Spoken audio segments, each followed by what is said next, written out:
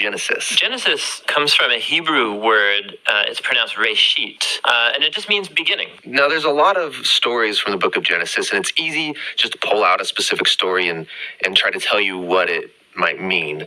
But we think the best way to understand this book is to look at the book as a whole and show you how the whole thing is designed. The book is designed to fall into two main parts.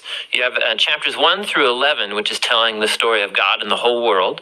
And then you have the second part, which is about God and Abraham's family, as chapters 12 through 50. And how the two of those parts relate, that's where you find the message of the book. Okay, so let's start back at the beginning. The first part of Genesis begins with a creation story where God creates everything. And how exactly that happens, of course, that's where all the debates come. But he takes a dark, watery chaos and he turns it into a beautiful garden where humans can flourish. That sounds nice. It does sound nice. In fact, 7 different times God says of all that he's made that it's good.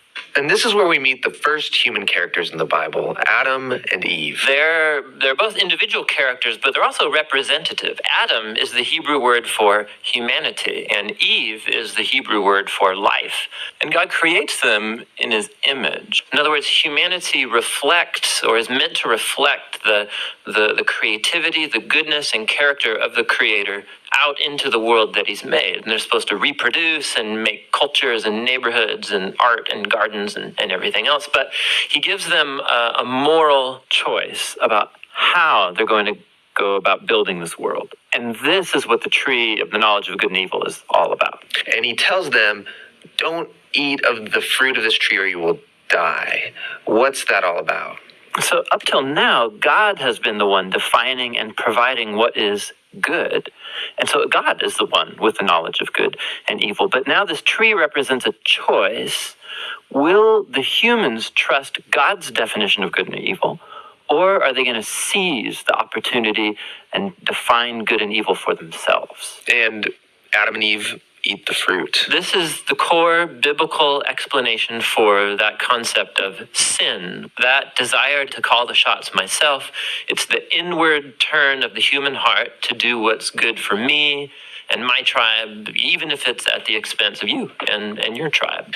And the problem is humans are horrible at defining good and evil without God. And so now that humanity's made this choice, things get really bad. So Genesis 3 through 11 is like tracing this downward spiral of all humanity. So Adam and Eve, they can't trust each other anymore. And so there's a little story about how they were naked and felt fine about it beforehand, but now they feel shameful because all of a sudden Adam's definition of good and evil might be different than Eve's, and so they hide from each other. Then there's another story of temptation. Cain is jealous of his brother Abel, and he gives in and kills him. There's a story right after Cain about a guy named Lamech, and all we know about Lamech is that he accumulates wives like property, and he sings songs about how he's a more violent, vengeful person than Cain ever was, and he's proud of it. Things get so bad with the human race that we see God decide to just wipe us out.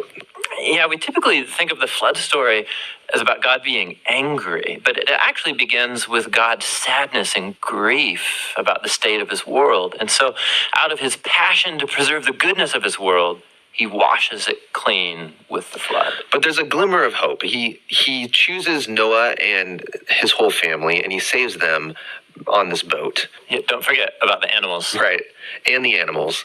So Noah and his family are going to reboot all of humanity. I mean, he must be a pretty great guy. But this is the story most people don't know because it's kind of weird, is that Noah gets off the boat and he plants a vineyard and he gets totally plastered. And then something sketchy happens in his tent with his son. It's a tragic story. So from here, humanity grows again, but things are as bad as before.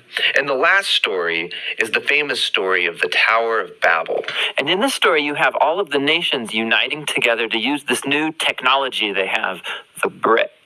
And they want to make a name for themselves and build this big city with a huge tower that will reach up to the gods. But God knows that this city will be a nightmare. And so in his mercy, he scatters them.